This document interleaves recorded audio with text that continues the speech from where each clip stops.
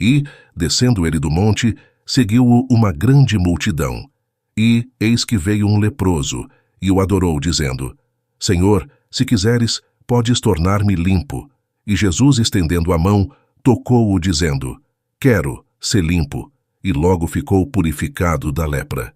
Disse-lhe então Jesus: Olha, não o digas a alguém, mas vai, mostra-te ao sacerdote e apresenta a oferta que Moisés determinou para lhe servir de testemunho.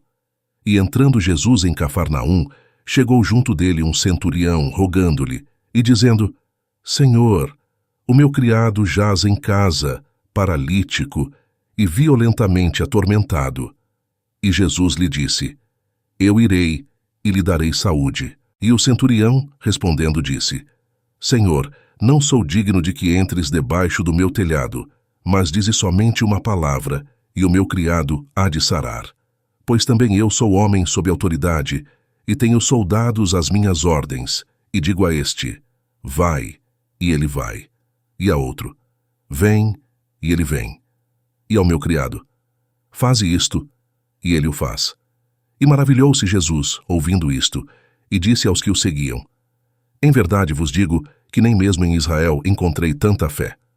Mas eu vos digo que muitos virão do Oriente e do Ocidente, e assentar-se-ão à mesa com Abraão, e Isaque e Jacó, no reino dos céus, e os filhos do reino serão lançados nas trevas exteriores. Ali haverá pranto e ranger de dentes. Então disse Jesus ao centurião: Vai, e como creste, te seja feito. E naquela mesma hora, o seu criado sarou. E Jesus, entrando em casa de Pedro, viu a sogra deste acamada, e com febre, e tocou-lhe na mão, e a febre a deixou, e levantou-se, e serviu-os. E, chegada a tarde, trouxeram-lhe muitos endemoninhados, e ele, com a sua palavra, expulsou deles os espíritos, e curou todos os que estavam enfermos, para que se cumprisse o que fora dito pelo profeta Isaías, que diz: Ele tomou sobre si as nossas enfermidades e levou as nossas doenças. E Jesus, vendo em torno de si uma grande multidão, ordenou que passassem para o outro lado.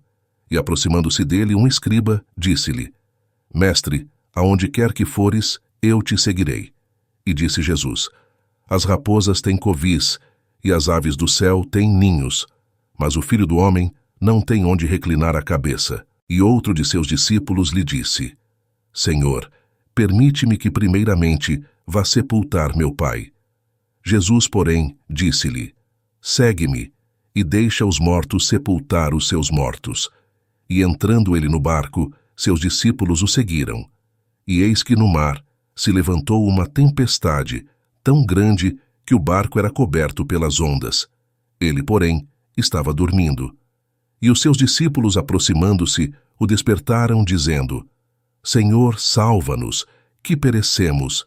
E ele disse-lhes: Por que temeis, homens de pouca fé? Então, levantando-se, repreendeu os ventos e o mar, e seguiu-se uma grande bonança. E aqueles homens se maravilharam, dizendo: Que homem é este, que até os ventos e o mar lhe obedecem? E tendo chegado ao outro lado, a província dos Gergesenos, saíram-lhe ao encontro 2 endemoninhados, vindos dos sepulcros. Tão ferozes eram, que ninguém podia passar por aquele caminho. E eis que clamaram, dizendo: Que temos nós contigo, Jesus, Filho de Deus? Vieste aqui atormentar-nos antes do tempo? E andava pastando distante deles uma manada de muitos porcos. E os demônios rogaram-lhe, dizendo: Se nos expulsas, permite-nos que entremos naquela manada de porcos. E ele lhes disse: Ide. E saindo eles, se introduziram na manada dos porcos. E eis que toda aquela manada de porcos se precipitou no mar por um despenhadeiro, e morreram nas águas. Os porqueiros fugiram, e chegando à cidade, divulgaram tudo o que acontecera aos endemoninhados. E eis que toda aquela cidade saiu ao encontro de Jesus. E vendo-o, rogaram-lhe que se retirasse dos seus termos.